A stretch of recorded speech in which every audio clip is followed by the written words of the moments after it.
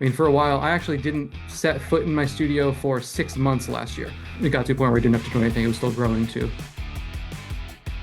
If you have 3 teachers already, maybe 30 or 40 kids, you're missing calls during teaching, you're answering emails at 10 p.m., 8 a.m., you're just kind of generally tied to the business, that's a good time to think about bringing on another person. If your leads aren't being called the same day, if you're like, oh, I'm too busy and too stressed out, and you get to the end of the week and you realize, oh, there are 20 people that inquired. Who are they? Where are they? I don't know what's going on. That's a good time to kind of think about this. I did not want to give up control of anything. I wanted to hand in everything. You know, what happens if I can't afford this person? Identity and ego, like, oh, I'm the guy, I know everything, but we never know everything. But really, once you jump over that hurdle, it all sort of falls away. It was really that I felt messy. I felt like my systems were messy. How am I going to manage somebody else?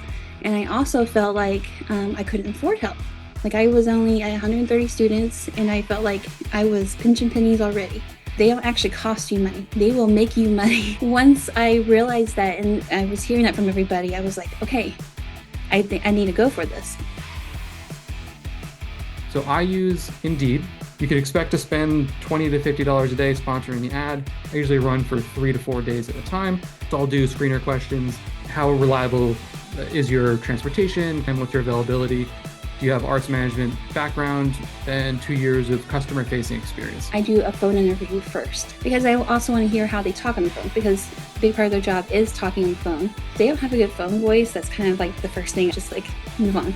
And I like my interviews to be very low key and conversational. I want them to talk. I want to see if they can talk confidently, smile, be friendly. If you ask them a question and they just say one word answer, what are they going to do with a customer? So I might ask them, tell me about a difficult customer situation you resolved. I'm looking for a few specific things.